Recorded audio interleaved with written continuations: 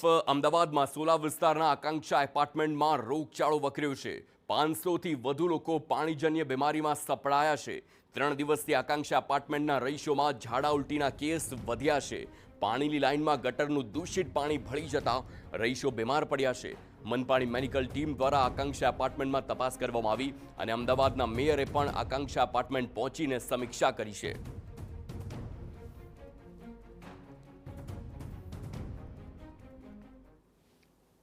પાણી આવ્યું છે શનિ રવિના કામ રિપેરિંગથી ચાલતું હતું એની અંદર ડ્રેનેજનું અને નર્મદાનું પાણી મિક્સ ક્યાંક ને ક્યાંક થયું છે અને અહીંયા સ્ટોરેજ શક્તિ વધારે હોવાના કારણે સ્ટોરેજ પાણી રહ્યું છે અને પાણી આજેનું પાણી પણ સેમ્પલ લીધું છે અને એ દિવસના પણ સેમ્પલ લીધા હતા અને ગઈકાલે બધી જ ટાંકી અહીંયા 41થી વધુ ટાંકી છે બધી ટાંકીઓ સફાઈ કરાઈ ગઈ છે અને જે લોકોને તકલીફ થઈ છે બધા લોકોને CHC અને પ્રાઇવેટ હોસ્પિટલમાં ગયા છે એમનું પણ ધ્યાન રાખવામાં આવશે। અત્યારે બધા જ લોકો અમારી હેલ્થની ટીમ અહીંયા જરૂરિયાત પ્રમાણે બધાને દવા કરી રહી છે જ્યાં જરૂર પડે તો આગળ રિફેર પણ કરશે।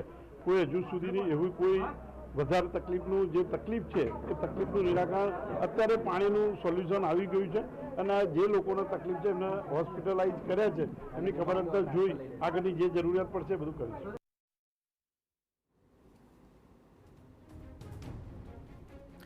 તો 500 લોકો બીમાર પડી ગયા કારણ કે પાણી જે તેમણે આરોગ્યું છે તે પાણી દૂષિત હોવાનું સામે આવ્યું છે। તો હાલ ખળભળાટ મચી ગયો છે। આકાંક્ષા એપાર્ટમેન્ટમાં સમીક્ષા કરવામાં આવી। મેયર ખુદ ત્યાં પહોંચ્યા અને આખી પરિસ્થિતિનો તાગ મેળવ્યો છે। તેમણે જણાવ્યું છે કે ક્યાંક ને ક્યાંક આખી જે આ ઘટનામાં હવે પાણી પ્રોપર થઈ ગયું છે।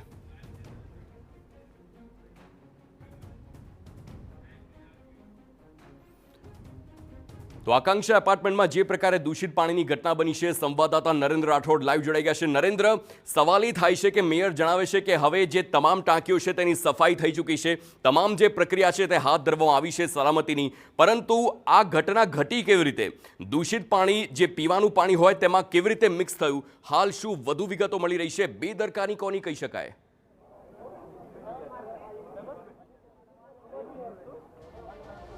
જી હાર્દિક, સ્માર્ટ સિટી એનો અર્થ જ એવો થાય છે કે શુદ્ધ પીવાનું પાણી, સારા રસ્તાઓ, ડ્રેનેજની લાઇન આ તમામ યોગ્ય રીતના હોય, પરંતુ અમદાવાદ મહાનગરપાલિકાના આ પ્રકારના કિસ્સાઓ વારંવાર સામે આવતા હોય છે અને એક એવો વિસ્તાર કે જ્યાંના પ્રતિનિધિ રાજ્યના મુખ્યમંત્રી છે, કાટોડિયા વિધાનસભા વિસ્તારમાં આ આકાંક્ષા સોસાયટી આવેલી છે અને ત્યાં આ પ્રકારનો બનાવ બન્યો છે।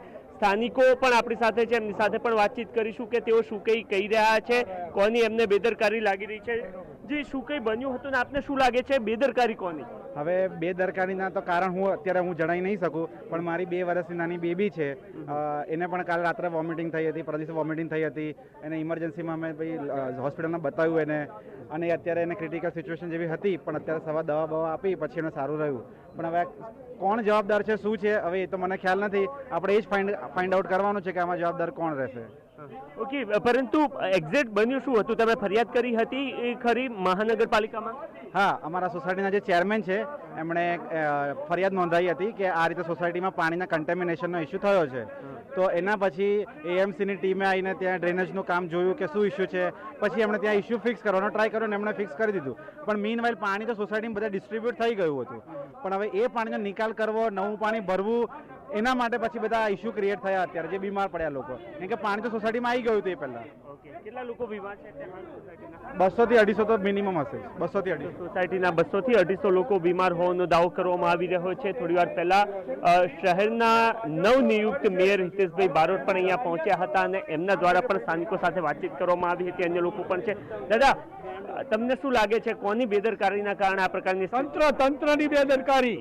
હંમેશા દર 3 મહિને પીવાના પાણીની સમસ્યા ચેક કરવાની મ્યુનિસિપાલિટીની ફરજ છે। જો દૂધના સેમ્પલ લેવાતા હોય, પલાણા સેમ્પલ લેવાય તો પાણીના સેમ્પલો કેમ લેવાતા નથી? આજે પાટલા આવે તો પણ એની અંદર કોઈ સેમ્પલ, ખાસ ભ્રષ્ટાચારની અલગ આજે ગટરનું પાણી ને પીવાના પાણી જો એક થઈ જતા હોય તો પછી તંત્ર ઊંઘતું જ છે ને। ઓકે, આ સ્માર્ટ સિટી છે બરોબર, એવો દાવો કરવામાં આવી રહ્યો છે, રાજ્યના મુખ્યમંત્રીનો વિસ્તાર છે। અરે ભાઈ, આ અમારો ભોપા દાદાનો વિસ્તાર છે, અમિતભાઈ શાહનો છે, અને અમારા 4 કોર્પોરેટર જય શ્રી રામનો અડીખમ ટેકરો કહેવાય, છતાં અમારી આ દશા છે। ફરિયાદ કોને કરવી એ હવે તમે કહો। ઓકે, તો દાદાનો આક્રોશ જોવા મળી રહ્યા છે. ઓફિસર્સ આપણી સાથે છે, એમની સાથે વાતચીત કરી. સરજી, શું કંઈ સામે આવ્યું છે, તમે તપાસ કરી છે એમાં? જી, શું કંઈ સામે આવ્યું છે, તમે તપાસ કરી છે એમાં? 41 લોકોને સામાન્ય ઝાડા ઉલટી અહીંયા મળ્યા છે, તો એ લોકોને સારવાર આપવામાં આવી છે.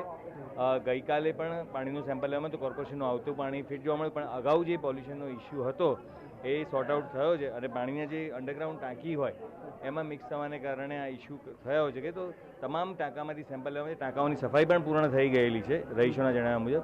પણ જ્યાં સુધી ટાંકાના સેમ્પલ ફિટ નહીં આવે ત્યાં સુધી અંદર પાણી ના વાપરવું એ એને સલાહ આપેલી છે. ત્યાં સુધી નહીં વાપરી શકે. પાણીનું ટાંકી સેમ્પલ લેવાનું જણાવેલું છે, બાકી જેટલું બને જલ્દી એના રિઝલ્ટ આવી જશે. કે તો મેડિકલ ઓફિસર મહાનગરપાલિકાના અહીંયા પહોંચ્યા છે. આ સિવાય મેડિકલની તમામ ટીમો પણ અત્યારે હાલ અહીંયા ઉપસ્થિત છે અને એક બાદ એક તમામ લોકોને અહીંયા બોલાવવામાં આવી રહ્યા છે. ત્યારબાદ એમનો જે તબીબી પરીક્ષણ છે એ પણ હાલ કરવામાં આવી રહ્યું છે. મહત્વની વાત એ છે કે 2 લાઇન મિક્સ થઈ ગઈ હતી. નર્મદાનું જે પીવાનું પાણી આવે છે એ, આ સિવાય ડ્રેનેજ લાઇન બંને મિક્સ થઈ હતી અને એના કારણે આ પ્રકારની સ્થિતિ સર્જાઈ હતી. ઘટનાની ગંભીરતા અથવા તો મહાનગરપાલિકાને જાણ થતાં તુરંત જ અહીંયા તમામ ટીમો પહોંચી ચૂકી છે. આપ જોઈ રહ્યા છો કે અમદાવાદ મહાનગરપાલિકાની જે મેડિકલ ટીમો છે એ અત્યારે હાલ અહીંયા ઉપસ્થિત છે અને એમના દ્વારા તમામ લોકોનું પ્રાથમિક જે પરીક્ષણ છે એ પણ કરવામાં આવી રહ્યું છે. કેટલાક સ્થાનિક લોકો સાથે વાતચીત થઈ છે અને તેઓ પણ સ્પષ્ટ કહી રહ્યા છે કે આ સ્માર્ટ સિટીમાં અને ખાસ તો રાજ્યના મુખ્યમંત્રીનો વિસ્તાર છે આ, અને એ વિસ્તારમાં જો આ પ્રકારની સ્થિતિ થતી હોય તો પછી અન્ય વિસ્તારની સ્થિતિ કેવા પ્રકારની હોઈ શકે છે.